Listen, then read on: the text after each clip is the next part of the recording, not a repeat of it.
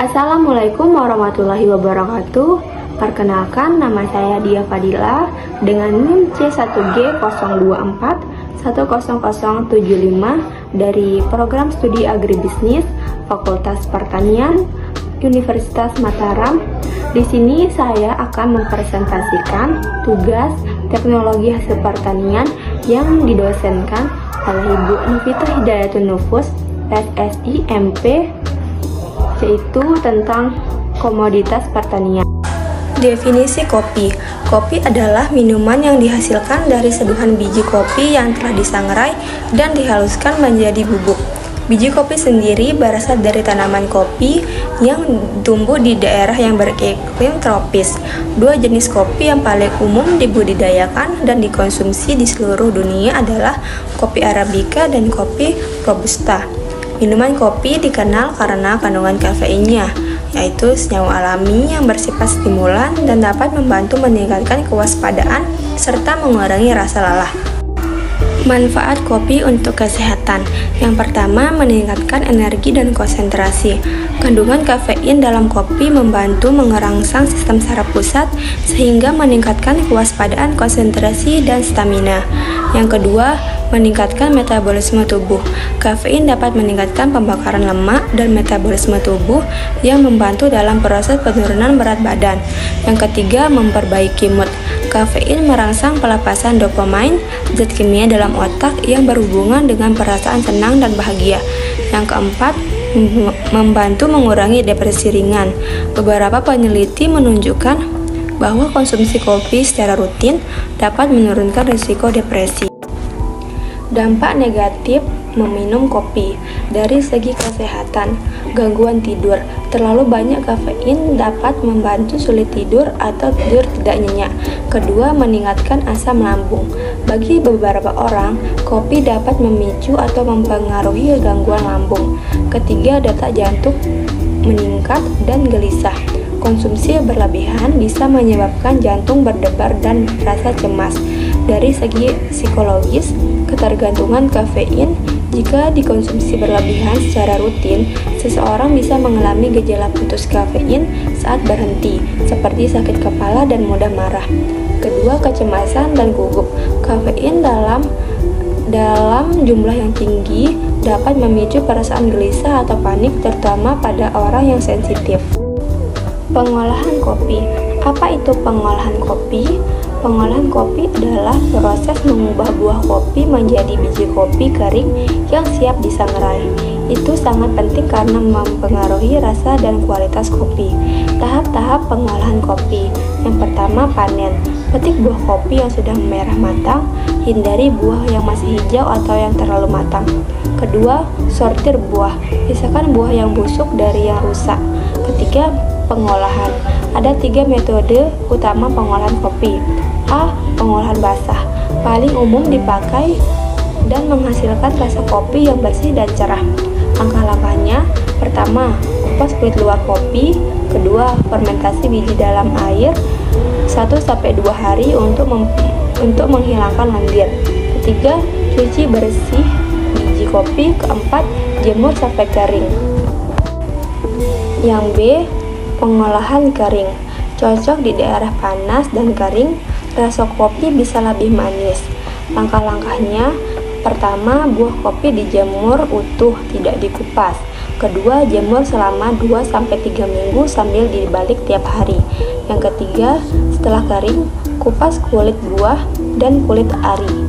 C. Pengolahan semi basah. Gabungan metode basah dan kering, rasa kopi seimbang, lebih kental dan manis. Langkah-langkahnya: pertama, buah kopi dikupas kulit luarnya. Kedua, lendir tidak dibersihkan seluruhnya. Keempat, dijemur langsung hingga kering. 4. Pengeringan. Jemur di bawah sinar matahari selama beberapa hari, bisa pakai terpal atau rak jemur. Pastikan kadar air turun hingga 11-12%. Kelima, pengupasan kulit kering. Setelah kering, biji kopi dikupas dari kulit ari atau kulit tanduk. Bisa pakai mesin huiler. 6. Sortir biji. Pilih biji kopi yang utuh, tidak pecah dan tidak hitam. Bisa dilakukan manual atau pakai mesin sortir. Ketujuh, penyimpanan. Simpan biji kopi kering di tempat yang kering dan tidak lembab. Setelah pengolahan selesai, biji kopi siap disangrai, digiling, dikemas, dan diseduh. Pengemasan kopi.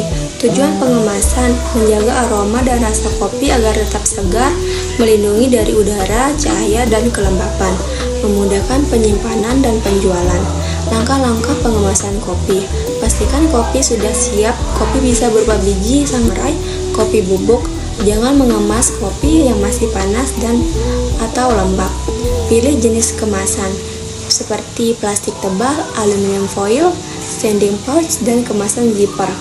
Ketiga, masukkan kopi ke kemasan. Timbang kopi sesuai ukuran, masukkan ke dalam kemasan dengan takaran yang pas. Keempat, tutup dan segel kemasan. Gunakan sealer atau penutup rapat. Pastikan tidak ada udara yang masuk. Yang kelima, tempelkan label. Informasi yang sebaiknya ada seperti nama produk, jenis kopi, tanggal sangrai, tanggal kadaluarsa, asal kopi, jika ingin menunjukkan kualitas. Keenam, simpan di tempat yang baik. Simpan kemasan kopi di tempat kering, sejuk, dan tidak terkena sinar matahari langsung. Pengawetan kopi. Pengawetan kopi bertujuan untuk menjaga kualitas biji kopi dari pasca panen hingga saat dikonsumsi, agar aroma, rasa, dan kandungan nutrisinya tetap terjaga. Proses pengawetan ini penting baik untuk biji kopi mentah maupun kopi yang sudah disangrai.